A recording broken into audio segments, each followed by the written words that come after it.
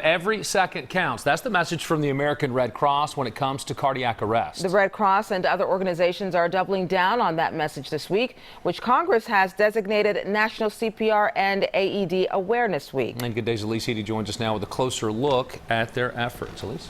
Good morning. It's been 10 years since Congress passed the resolution to set aside June 1st through the 7th as National CPR and AED Awareness Week. The American Heart Association making sure everyone is up on their game when it comes to saving lives. Check out the latest kiosks popping up in the Atlanta area. Sudden cardiac arrest is a really big problem, not only here in Atlanta, but nationally.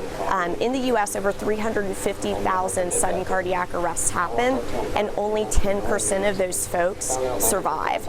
The American Heart Association has a kiosk that gives anyone the opportunity to practice CPR techniques. The first was introduced back in 2013 at the Dallas-Fort Worth Airport. Now there are more than 30, and Atlanta is home to 3. And every time I see it, I have to stop by and give it a few compressions because I think it's an absolutely incredible resource. The latest kiosk is in the Georgia World Congress Center. There's another at Hartsfield-Jackson International Airport and one more at the Home Depot headquarters. Leaders with the American Heart Association say the goal is to put them in areas that are heavily populated.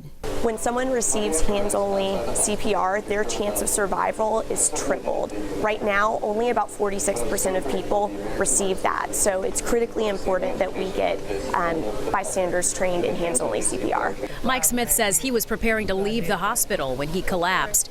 Smith tells us he and his wife live 60 miles away from the hospital, and he's just grateful there were trained individuals nearby when he needed them. But it was thanks to the training and the hard work of everybody, these guys in the hospital and everybody involved, that I'm still here today.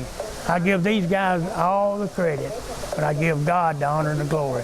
Claire Dunlap had quite the scare as well. Hers was different, though. She was 15 and on the softball field.